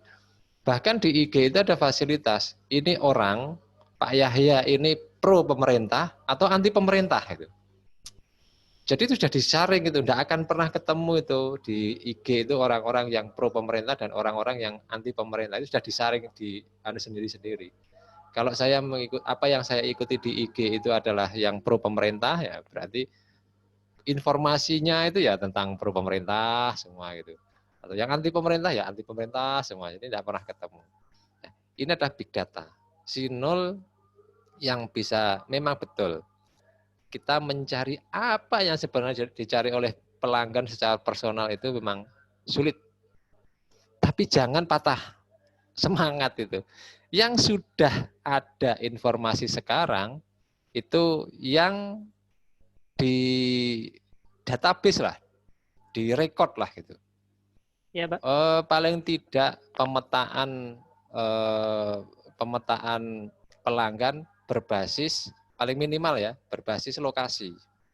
Biasanya pada satu lokasi tertentu itu pelanggan ini inginnya ini, tapi pada lokasi yang lain itu agak berbeda sedikit. Nah, itu memang perlu dikembangkan itu. Kalau itu dari database yang terkumpul, ya sementara datanya masih sedikit karena mungkin masih usia perusahaannya masih baru. Akan lebih cepat manakala mungkin didukung dengan teknologi informasi. Makanya kenapa kita bicara digital marketing ini, kalau perusahaan yang tidak menggunakan IT, maka untuk mencari database, data big data tadi itu akan lama prosesnya. Tapi kalau perusahaan yang berbasis IT, menggunakan IT, maka database itu akan segera mudah terkumpulkan gitu. Nah, ini yang bisa dilakukan tahapan pertama. Memang susah. Saya tidak bisa. Caranya gimana, Pak? Saya nggak bisa jawab juga itu. Teknisnya caranya bagaimana. Tapi paling tidak yang bisa dilakukan adalah nggak usah setahun berdiri perusahaan. Berdiri sehari aja. Sudah punya data pelanggan. Paling tidak meskipun hanya 1-2 orang kan kita sudah punya pelanggan, pembeli kan gitu. Nah, dari 2 orang pembeli data pelanggan itu kita sudah punya datanya. orang ini apa yang kita minta reviewnya. Kalau secara sederhana, apa kurang apa, kurang apa. Nah, ini nanti akan menjadi disempurnakan, akan muncul database nanti. Nah, jadi barangkali seperti itu. Ada ini tanggapan lagi, Sinul? Atau sharing pengalaman? Oke. Kalau yang big data itu mungkin sudah saya lakukan, Pak. Seperti karena memang secara jumlah customer dari hari ke hari itu pelayanannya kami itu lebih ke ini, Pak, lebih ke meningkatkan traffic penjualan. Di bagaimana setiap hari itu bisa menemukan satu new customer baru seperti itu, Pak. Sudah kami lakukan, cuman mungkin benar yang seperti yang Bapak tadi katakan bahwa memang tidak terlalu banyak istilahnya big datanya yang kita dapat, karena kadang-kadang itu ada pelanggan-pelanggan yang itu tidak bisa kita jangkau dari media sosial seperti itu. Ya. Ya mungkin PR terbesar kami mungkin seperti yang Bapak tadi sarankan, mengumpulkan big data yang lebih besar sehingga nanti bisa mengkalkulasikan kira-kira apa yang dibutuhkan sama orang-orang seperti itu, Pak. Ya. Terima kasih banyak, Pak. Oke. Ini Sinul sudah mempraktekkan kurikulum kampus Merdeka ini. Sepertinya rencananya saya mau ngambil itu, Pak. Iya, ini sudah implementasi ini. Ini nanti kalau adik-adik maba yang baru memulai kurikulum kampus Merdeka ini, ya barangkali 1-2 orang nanti bisa diakomodir oleh Sinul gitu, agar mereka belajar ke situ. Siap, Pak. Siap, Pak. Yang lain coba. Terima kasih, Pak. Sama-sama. Silakan yang lain mau menanggapi, mau apapun. Lisma, mana Lisma? Masih memantau? Halo? Masih, Pak. Oh, ya. Masih. Posisi di mana, Risma? Di rumah. Maksud saya Sidoarjo, Gresik, Lamongan, Medan. Sumenep. Di mana lokasinya? Sumenep, Pak. Oh, di Sumenep. Oke, di Sumenep ya. Selama ini sudah berapa kali ke kampus? Belum pernah? 1 kali, Pak. Selama COVID, Pak. Oh iya, selama COVID ini, selama lockdown. 1 kali. Oh, 1 kali. Oke. Ada pertanyaan, Lisma? Terkait dengan apa yang saya sampaikan tadi, materi barangkali? Belum, Pak. Atau Lisma juga punya bisnis kayak Sinul? Belum, Pak. Oh, belum. Bisnis rengginang barangkali? Atau batik? Oke. Ada pertanyaan ya? Coba satu lagi. Saya acak. Siapa ya?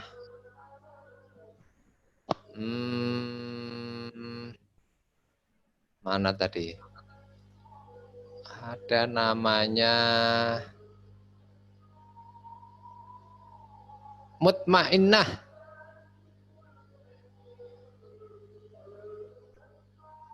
Halo Mutmainnah, masih memantaukah? Ya, Pak. Oh, masih. Posisi di mana? Kenapa, Pak? Posisinya di mana? Di Madura, Pak. Sampang, Pamekasan, Sumenep? Bangkalan, Kamal Bangkalan. Oh, di Kamal. Iya. Kamal daerah mana? Kebun. Loh, kamu orang kebun? Iya. Mana rumahmu? Di itu, Pak. Timurnya Talon Permai. Timurnya Talun Permai. Iya. RT berapa kamu? RT 3 RW 6, Pak. Oh, RT 3. Berarti kampung apa kalau di rumahmu? Kamal Talon. Oh, di Talon. Iya. Ya. Ada pertanyaan? Siap, tidak ada, Pak. Tidak ada. Kenapa kamu kok ngambil konsentrasi marketing? Ayo tak tanya sekarang. Keinginan dari dulu, Pak, pengen jadi. Masa? Iya.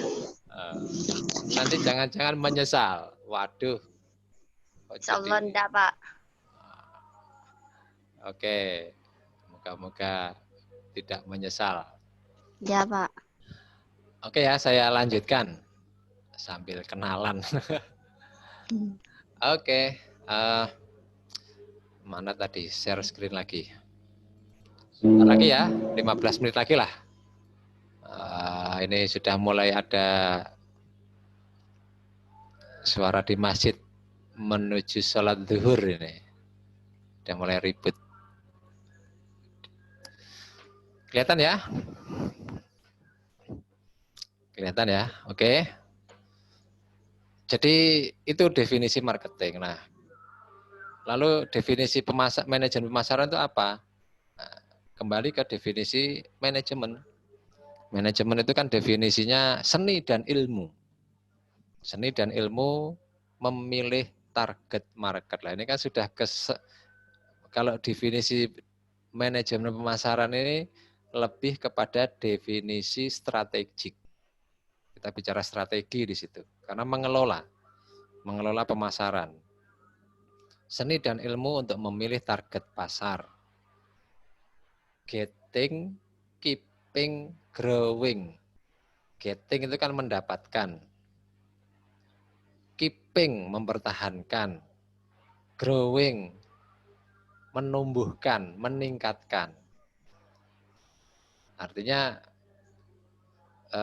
di STP itu kan ada target pasar yang harus dicapai kan. Target pasarnya apa, lalu diperoleh customer-nya.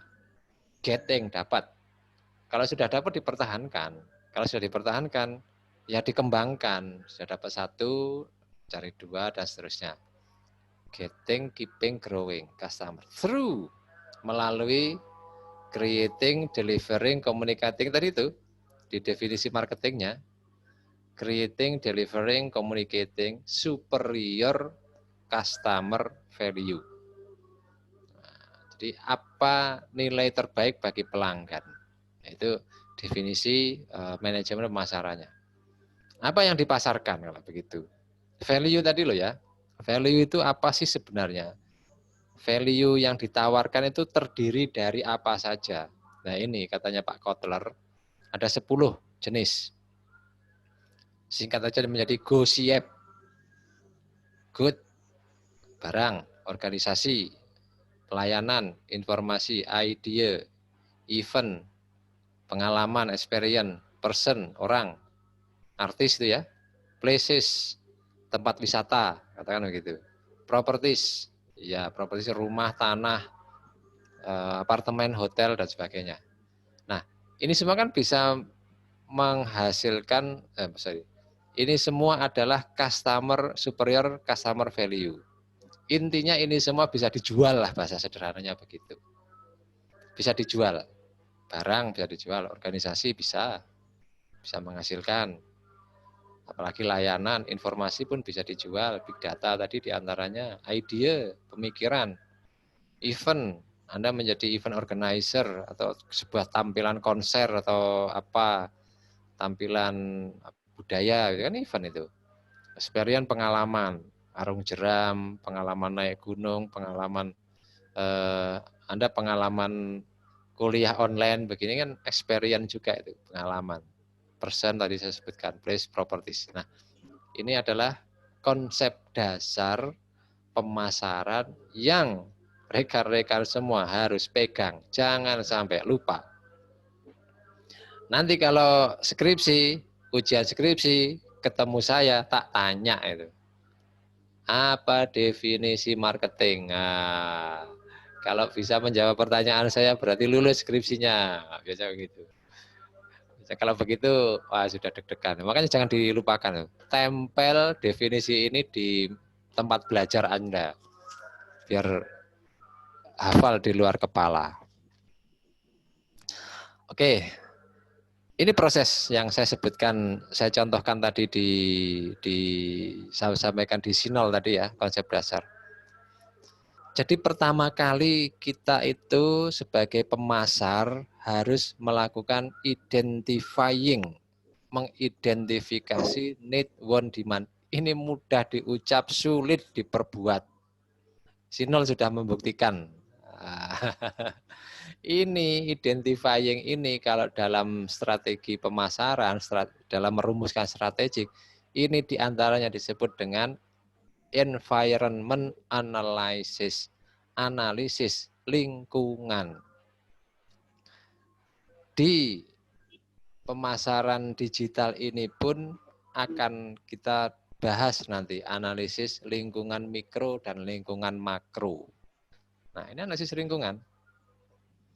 Nah, mikro ada yang menyebut kalau si Pak Kotler, Mbah Kotler menyebutnya sebagai micro environment. Ini.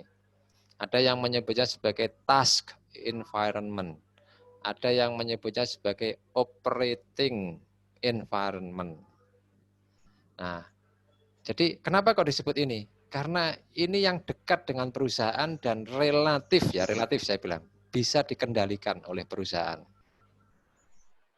Artinya perusahaan bisa nego lah gitu, bisa mengkondisikan mereka lah gitu. Meskipun nggak 100% ya, tapi relatif dapat dikendalikan. Karena secara operasional mereka berkaitan dengan ini. Siapa saja? Ya perusahaan, suppliernya, distributornya, dealers, atau target pasarnya. Semuanya bisa sangat dekat dengan perusahaan itu.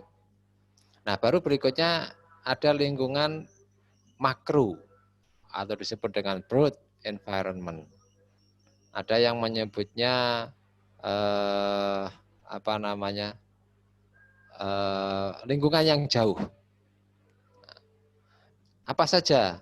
Jadi lingkungan broad environment ini, lingkungan makro ini bukan perusahaan tidak bisa mengendalikan, tapi perusahaan pemasar harus mengikuti, menyesuaikan.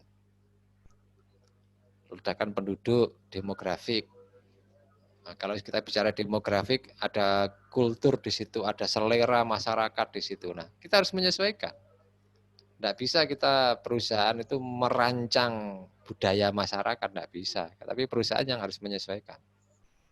Kalau orang Madura biasa pakai sarung misalkan, ya kita jualan sarung yang banyak di sini.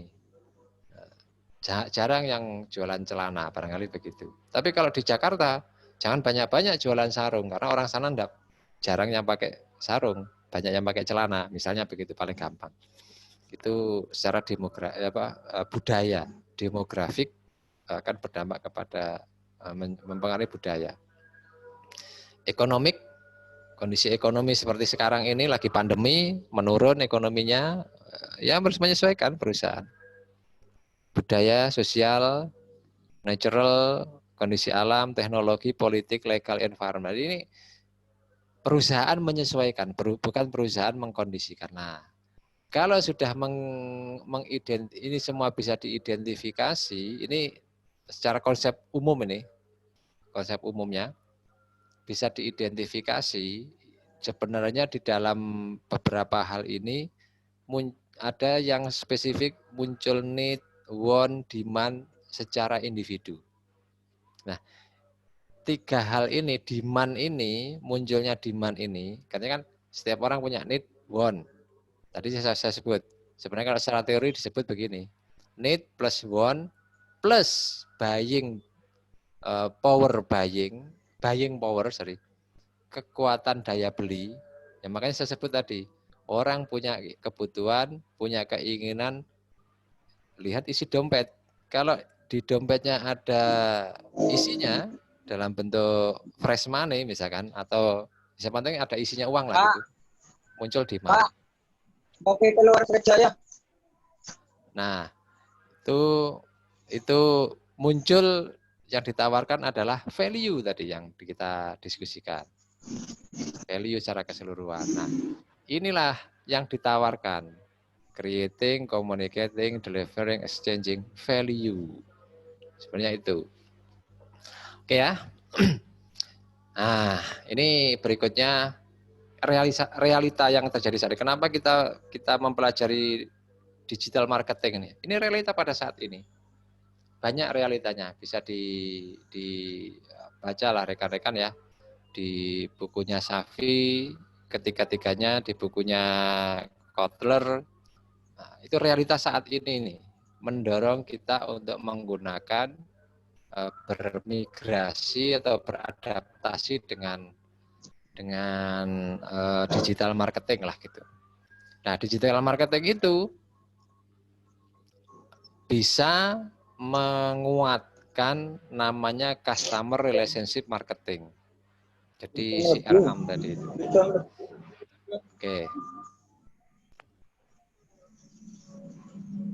Ini definisinya internet marketing. Sama sebenarnya, cuma difokuskan ke marketing digital, ke dunia digital, ke dunia online lah gitu. Marketing ini bagian dari e-commerce. Ya, bagian dari e-commerce. E-commerce kan bisnisnya secara keseluruhan. Nah, marketing itu bagian dari e-commerce itu. Oke, saya nggak akan secara detail lah, silahkan dibaca sendiri. Ya, poinnya apa ini ada ada beberapa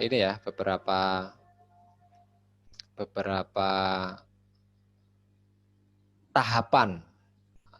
Barangkali sebenarnya internet itu berkembang sejak kapan sih? Sudah sejak lama sebenarnya. Sejak tahun 65 sampai tahun 2000-an itu sudah.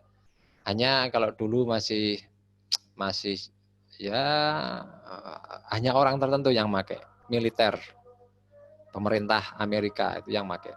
Baru berikutnya dimasalkan lah produk itu. Ini tahapan-tahapannya. Nah, sekarang wireless age sudah ke bukan hanya 4G tapi sudah menuju ke 5G nantinya. Kalau masih 4G ini streaming video itu masih mahal kata. Nanti kalau sudah 5G sudah streaming video itu bukan hal yang mahal lagi tapi murah. Ini tahapan-tahapannya. Oke, ini berikutnya adalah terkait dengan perubahan pasar. Pasar kalau dulu itu secara fisik, sekarang ini pasar bergerak ke dunia maya. Kita belanja tidak harus, ya seperti contoh saya tadi, tidak harus datang ke toko lah gitu. Kita cukup di rumah, buka-buka Shopee, buka-buka Tokopedia, dan yang lain, klik, bayar, dikirim barang. Nah, jadi ini kondisi saat ini lah. Itu semua perlu didesain, perlu dikelola secara baik. Karena kalau itu tidak dikelola dengan baik, maka bisa jadi program pemasaran perusahaan, bahkan yang program pemasaran yang reguler saya sebut ya, yang offline itu bisa berdampak buruk kalau desain online kita itu tidak bagus. Karena ini saling terintegrasi antara yang offline dengan yang online itu. Tampilan di desain web itu akan berdampak kepada nilai performa perusahaan secara offline. Katakan begini, ketika Anda mengunjungi sebuah web perusahaan, kok tampilan webnya kayak gini sih, ini orang sudah punya perasaan, nggak begitu bonafit nih perusahaan gitu. Jadi bayangkan aja lah teman-teman, saya ngakui aja lah. Silakan kunjungi website Trunojoyo ACID, lalu bandingkan dengan websitenya UI atau mungkin UGM atau mungkin perguruan tinggi yang besar yang lain. Anda sudah punya ini sendiri secara persepsi yang bagaimana. Nah, jadi kayaknya kita kurang begitu menarik, kurang begitu ini karena ya belum ada perhatian yang spesifik di situ. Marketing secara komprehensifnya belum dilaksanakan. Nah, karena tidak dikreasi di situ, nanti kita kena namanya impact of disruptive technology. Kalau kita tidak menyesuaikan dengan yang kondisi yang saat ini. Kondisi perkuliahan daring seperti ini, ini prediksi saya sendiri ya. Saya prediksi nanti akan ada permintaan, saya mau kuliahnya daring Pak, terus sampai lulus. Kalau saya masih suka yang Pak, jadi nanti institusi akan dituntut untuk menyediakan 2 model pembelajaran. Pembelajaran online murni atau pembelajaran tatap muka atau mungkin blended di antara keduanya. Nah, ini akan menjadi satu tren yang barangkali nanti UTM mau nggak mau juga seperti itu gitu loh. Nah, distribusi dan channel distribusi sekarang kalau dulu harus dari perusahaan ke ini, sekarang enggak, Anda bisa langsung pesan sesuatu langsung dari luar negeri gitu. Saya punya konverter audio ini kebetulan rusak waktu itu, saya pesan langsung dari Cina itu. Itu kan berarti langsung dari produsennya, dari luar negeri bisa. Jadi virtualisasi channel distribusi and services ini. Jadi sudah enggak seperti dulu lagi. Kalau perusahaan enggak mengikuti ini ya ketinggalan zaman, nanti ditinggalkan oleh pelanggannya. Payment pun sama, pembayaran itu juga virtualisasi sekarang. Nah, bahkan kalau menurut saya pakai mobile banking itu masih ini ya, sekarang sudah eranya pakai e-money atau mungkin pakai elektronik cash, masuk e-money, tadi ada EDI itu ya, elektronik data interchange dan seterusnya. Jadi sudah menjadi tuntutan pada saat. Nah, oleh karena itulah ini yang menjadi salah satu hal di dunia pemasaran digital ini perlu kita melakukan penyesuaian. Sementara itu dulu ya yang bisa saya sampaikan, pemahaman gambaran umum tentang materi digital marketing ini. Nanti kita tindak lanjuti dengan pertemuan berikutnya. Apakah pertemuan minggu depan masih dengan media seperti ini atau tidak? Nanti saya komunikasikan di grup lah ya. Ada waktu 3 menit lagi. Ada yang mau ditanyakan? Silahkan. Atau ada yang usul? Coba saya pengen dengar suaranya Rizky. Ini yang di layar ini nama aslinya kan ya? Rizky Rizayati. Mana Rizky? Iya Pak. Tak pikir laki-laki. Cewek, ternyata Pak. Kok perempuan. Ada yang disampaikan Rizky, usul atau yang lain? Jangan pakai Zoom Pak. Kuota saya cepat habis, barangkali begitu. Bunda. Nanti saya pertimbangkan nanti, barangkali. Bisa Pak. Gimana? Absensi yang dipandu daring. Ada tulisannya selesai absensi tapi belum absen Pak. Oh, sudah saya absen hadir semua. Iya, Sudah Pak. saya centang semuanya hadir. Yang dipandu daring. Hanya minta tolong ya yang absen yang di Bitly itu, berita acara perkuliahan, itu tolong juga diisi rekan-rekan, karena itu 2 hal yang berbeda. Itu kewajiban proses pertemuan tatap muka kita ini kan dievaluasi oleh jaminan mutu fakultas dan universitas. Jadi saya juga harus ngisi, mahasiswa juga harus ngisi di Bitly, di Google Form itu. Nah, itu nanti yang buka adalah Biro Administrasi dan Biro Akademik dan Kemahasiswaan di kantor pusat. tembusannya ke fakultas, ya, itu laporannya ke kantor pusat itu, ke rektorat, katakan begitu ya.